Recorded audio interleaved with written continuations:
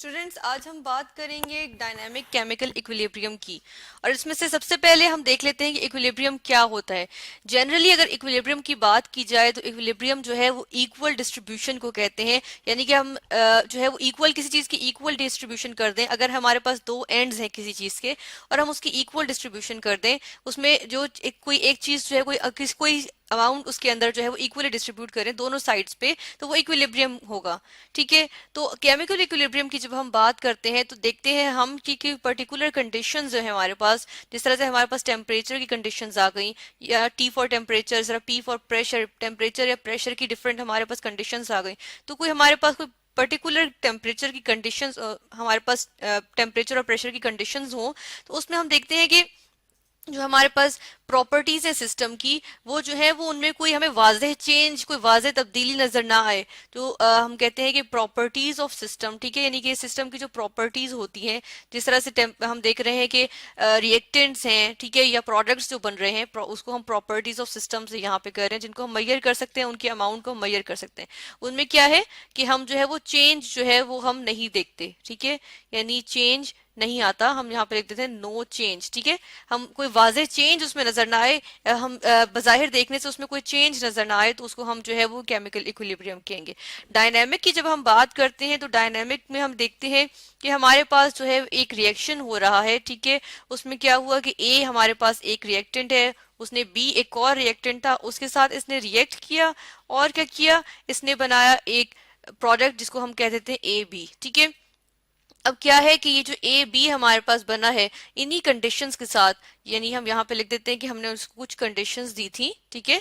और इन्हीं कंडीशंस में ये क्या करता है कि ये जो ए बी है, ये वापस जो है वो ए और बी अलग अलग बना लेता है। ठीक है।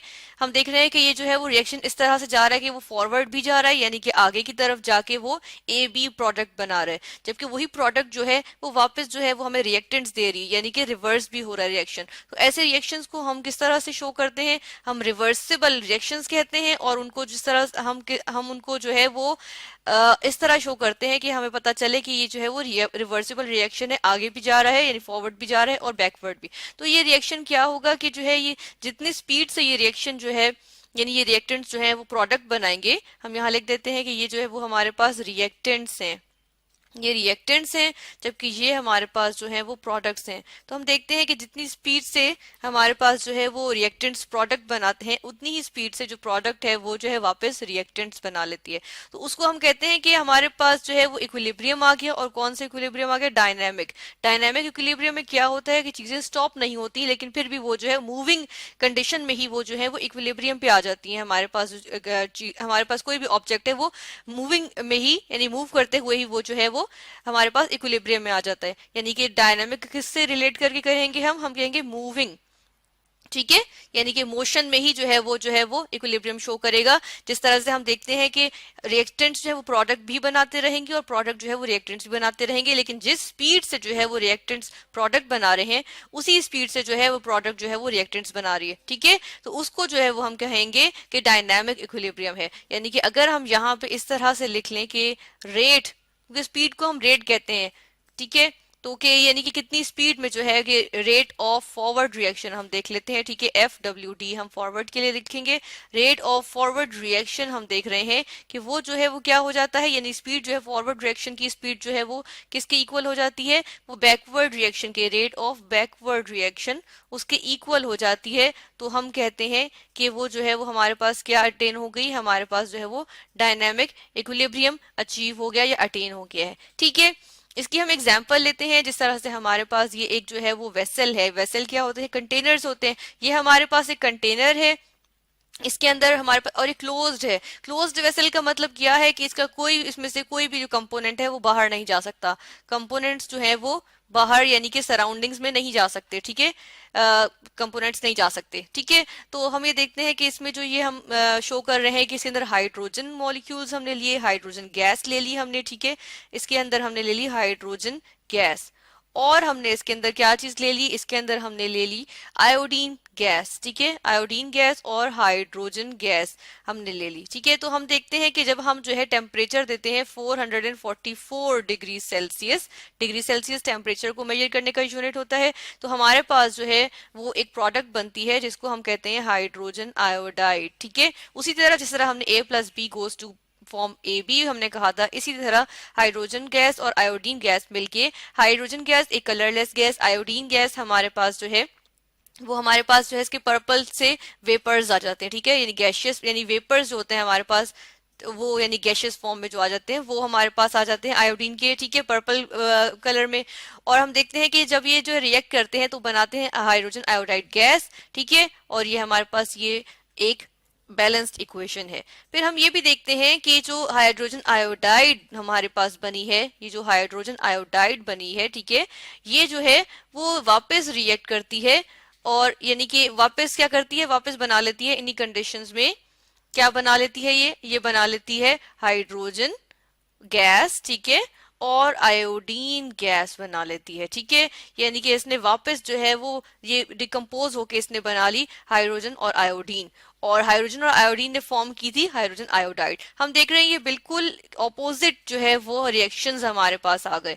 तो हम यहाँ पे देखते हैं कि हमारे पास जो है क्या होता है कि हमारे पास जो है इक्विलिब्रियम अचीव होगा, इक्विलिब्रियम अटेन होगा किस तरह से, हम ये देखते हैं, ये हमारे पास जो है वो आ गया कि हाइड्रोजन आयोडाइड भी अब बन चुका है हमारे पास। ये जो हमारे पास है जो पर्पल और येलो के जो मिक्सचर हमारे पास के जो मॉलिक्यूल्स आए हैं, ये हमारे पास हाइड्रोजन आयोडाइड बन गए। अब हम देख रहे हैं इसी वेसल में क्या हुआ कि हमारे पास जो है वो आयोडीन के मॉलिक्यूल्स भी मौजूद हैं, हाइड्रोजन के मॉलिक्यूल्स भी मौजूद हैं, लेकिन अब हमारे पास जो है वो हाइड्रोजन आयोडाइड के मॉलिक्यूल्स भी आ गए हैं, ठीक है। अब हमें लग रहा है कि जैसे रिएक्शन जो है वो स्टॉप हो गया है, लेकिन क्या हो रहा है कि ये जो है आयोडीन जो है ये हाइड्रोजन से जो है वो रिएक्ट करके हाइड्रोजन आयोडाइड बना रहे हैं, ठीक है, और यही आयोडाइड जो है वो वापस जो है वो हाइड्रोजन और आयोडीन बना रहे हैं, ठीक है। तो इस वजह से हमें लग तो ये रहा है कि रिएक्शन स्टॉप हो गया है, लेकिन एक्चुअली रिएक्शन स्टॉप नहीं हुआ, बल्कि क्या हुआ है, बल्कि जो है रिएक्शन हो रहा है, लेकिन जो है जो दोनों रिएक्शंस की यानी फॉरवर्ड और बैकवर्ड रिएक्शन है उनकी स्पीड जो है वो हमारे पास सेम हो गई है, ठीक है, यानी इक्वल हो गई है। इसी तरह हम मजीद अगर यहाँ पे देखें तो हम देख लेते हैं कि एक ग्राफ की फॉर्म में हम इसको कैसे शो कर सकते हैं। ये हमारे पास दो ग्राफ्स आ गए हैं, हम एक एक करके डिस्कस करेंगे। पहले हम देखेंगे रेट वर्सेस टाइम में। इसमें हम देख रहे हैं कि जैसे टाइम बढ़ता जा रहा है, शुरू शुरू में क्या होता है कि जो हमारे पास रिएक्टेंट्स हैं वो फॉर्म करते जाते हैं प्रोडक्ट्स, यानी इसका मतलब ये हुआ कि रिएक्टेंट्स की जो अमाउंट है या कंसंट्रेशन है वो डिक्रीज कर रही है हमारे पास, ठीक है। तो उससे क्या होता है कि फॉरवर्ड रिएक्शन जो है उसकी स्पीड जो है वो आहिस्ता आहिस्ता आहिस्ता आहिस्ता स्लो होती जाएगी, क्योंकि अमाउंट जो है वो डिक्रीज कर रही है।